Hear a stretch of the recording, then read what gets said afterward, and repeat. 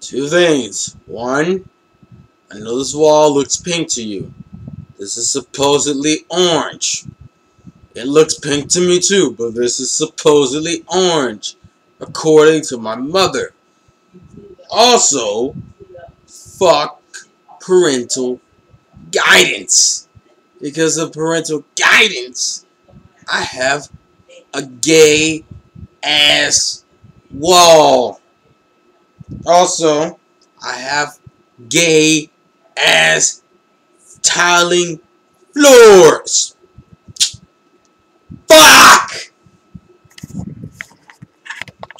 Just fucking A. Fucking A. This is bullshit. But because I live here and she pays the mortgage, no say whatsoever for me. Fuck! Whatever's getting to Korewa Zombie Desu Ka episode 7. Fuck it. Fuck it. I'm pissed. If you can't tell, I don't fucking like these wall colorings or this fucking tiling. No say! My weekend would have been better if I didn't have to be out of my room half the time because of this bullshit. All this took so much time. Anyways, review. Pretty much. There's a pretty funny comedy scene that starts at the beginning of the episode where Aikawa was learning the history of the universe because what he's actually supposed to be doing is learning math so he doesn't have to go to summer school because zombies don't do well in the sun. But he asks Haruna for help. Haruna's like, I'll help you, but I need to explain the basics. So she goes all the way back to the beginning of the universe for whatever reason. But you is awesome because she takes the stuff and writes down all the answers and writes how she worked them out so he can learn from it. He's like, yay! And then Haruna takes her and write her explanation on top of Yu's. So now it's just like, oh. And then she's like, oh, I'll write some guesses. Calm down, you little crybaby. Ironically, now I find this is kind of funny. This is the one time this has happened in the anime. Her guesses are actually pretty right because when Aikawa takes the test, he's like, "Oh, I guess they don't call her a genius for nothing." Interesting. So it works. Then he looks outside his window, and she's hanging off the side of his window, telling outside of the classroom window, telling him that we gotta go. There's a megalo. We need to kill it. He's like, "Let me finish the test." So she goes on ahead. She gets out there, calls Sera and Yu to give them a location. And Yu also tells him, well, Yu writes down to Sera to tell him, obviously, that he needs to hurry. So while he's hurrying, you have these funny scenes where he's ducking out of the sun because he's still bad with sun. So he's like running in the darkness. He's running in the shades. He even goes under a truck. That's how dedicated he is not to getting like dried out and shit. While he's running, Dai Sensei calls him. Dai Sensei calls him, letting him know she wants him to look after something, and don't tell Haruna what it is. For whatever reason, we don't know. I mean, I know why now, but just at the end of the episode, you get a reason why. But anyways, so and then one of the funnier scenes is that it gets to this point where the shade ends. And he now has to run over this hot-ass bridge to get to where Haruna is. And so he's like, alright, let's do this. And he runs. He's like, I can't make it. I can't make it. I can't make it. And then his face starts drawing. He's like, I can't make it. And he's like, I can't make it. And jumps off the side of the fucking bridge and lands in the water. Oh, Jesus Christ, Ayumu, you funny bastard. And pretty much after that, what happens is that it cuts over Haruna fighting this horse megalo. And then freaking Aikawa gets there just in time and starts beating the shit out of it, saving Haruna. Asks like, why did you go on ahead? God, what's wrong with you? You're going to get hurt this way. And he starts beating the crap out of the horse and is like, alright, maybe you should transform. He's like, yeah, probably should transform. So he transforms into Maso Shoujo, and he's kind of clashing with the horse. And then these random jellyfish megalos come out there and quote-unquote touch him in inappropriate places, which freaks him out and the megalo. He's like, oh god, I can't believe I touched it. And he runs over, and the jellyfish tries to like rape Haruna. And then this random guy comes out of nowhere and starts throwing ramen noodle on everybody and kills megalos. So, note to self, ramen kills megalos.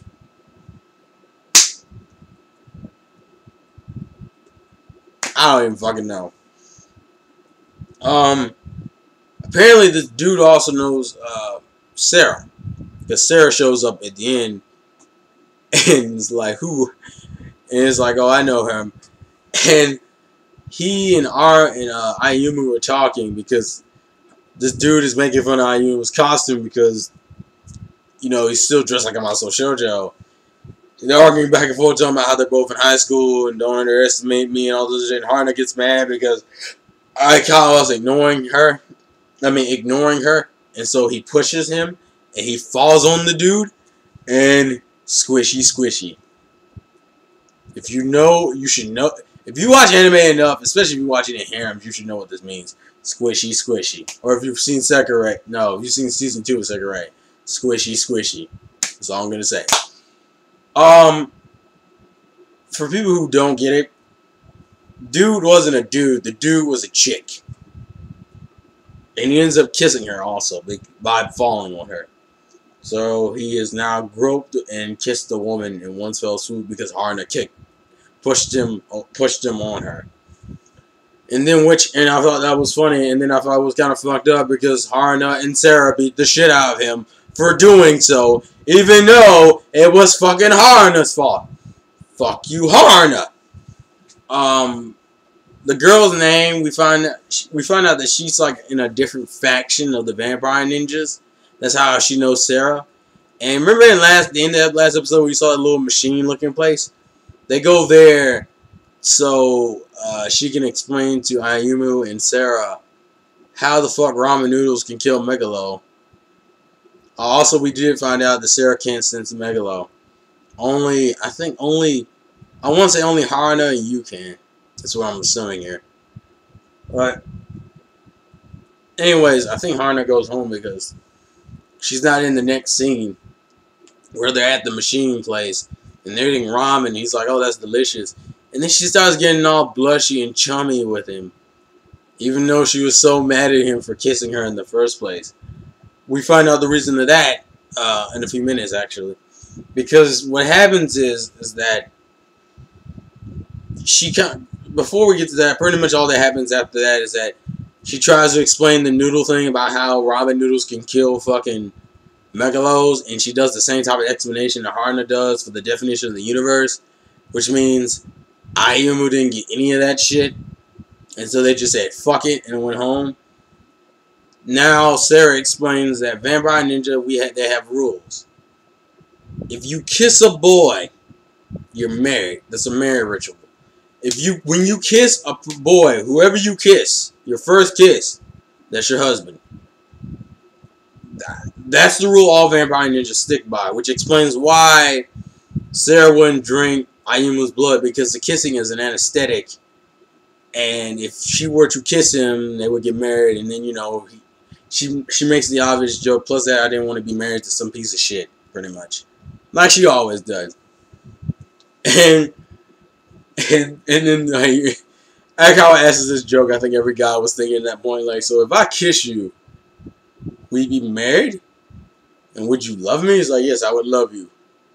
But that's only if you could kiss me. And her eyes turn red, and he's like, nah, I'm just joking. Fuck that.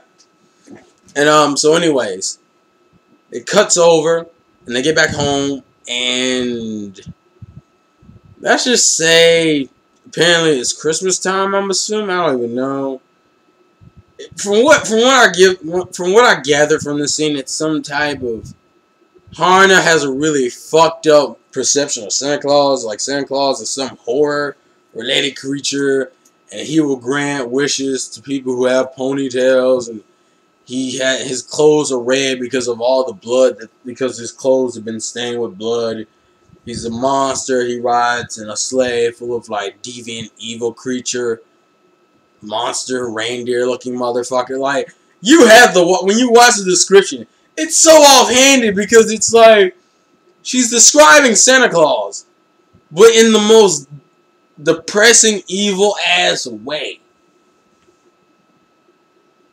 It's just fucking weird. And so what they have to, and then so pretty much they take these weird ass palm trees and they write wishes on them and then they put them on the palm tree. So what happens is that they all write their wishes and Ayumu writes his wish, but we don't get to find out what it is. We find out use wishes for everyone to be happy, which would make sense because of the shit she's been through. Harna is like turn the universe into a giant. What is it? Turn the universe into a hard-boiled egg or some shit, or it's like some really offhanded shit. And Sera's is like destroy all the disgusting filth from the universe. And it was like, all right, that's awesome. Like, you didn't know what response to have there. You really didn't. And then it kind of goes through this cool little montage of just them relaxing and doing this whole traditional Santa Claus shit, if you want to call it that. There's also a really weird, this is probably the thumbnail if I can grab the scene correctly, where you finally get to see Sera in a bathing suit, Harna's in like this weird mask, and used in this weird, like, I don't know what it was, because remember I said we didn't get to find out Yumu's? It's because he was the last one to write his. And so when he finished, he walked into the room and he saw them all three just like that.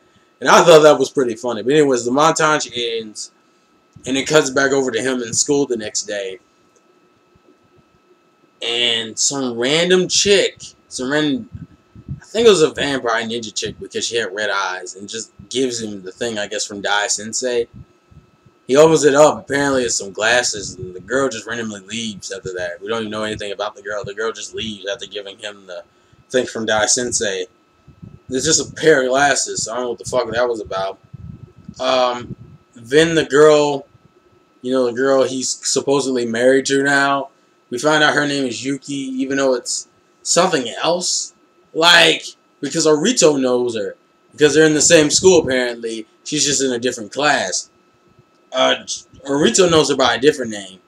Apparently what it is that her name is Yuki, but it's the way it's spelled, I guess, you could determine to be this other offhanded name. I didn't bother remembering it because it was way too long, and apparently that's just her offhanded name. I don't know what the fuck happened, but and then apparently she made him lunch.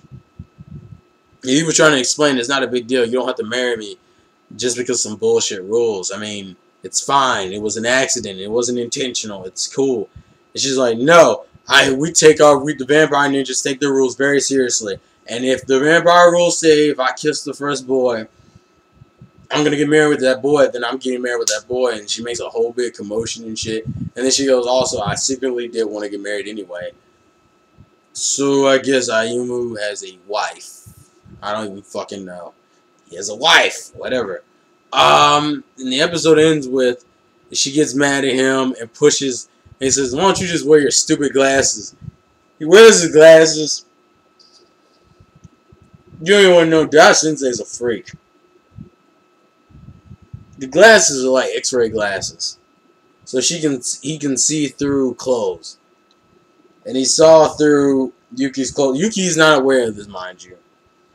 He's just like, these are some perverted glasses.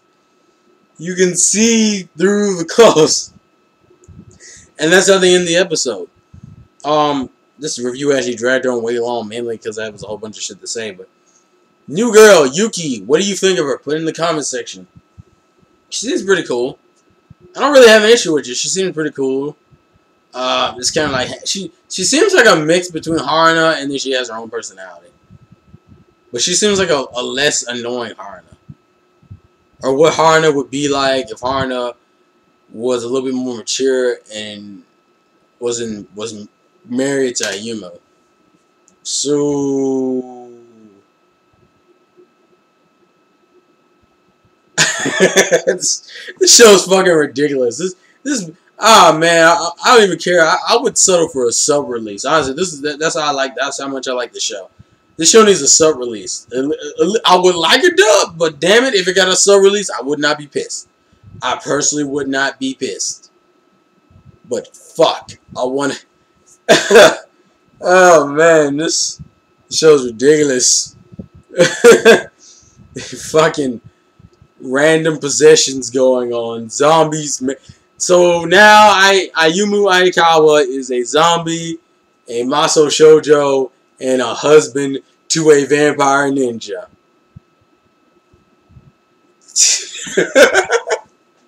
Fuck it. Turn the camera off. Alright, fuck it. That is that is it for this review. Don't be a zombie. I'll see you guys later. It's life a game. Play to win. Peace. Woo, shit. Tell me what you guys think about this episode and the anime in general in the comment section. Peace.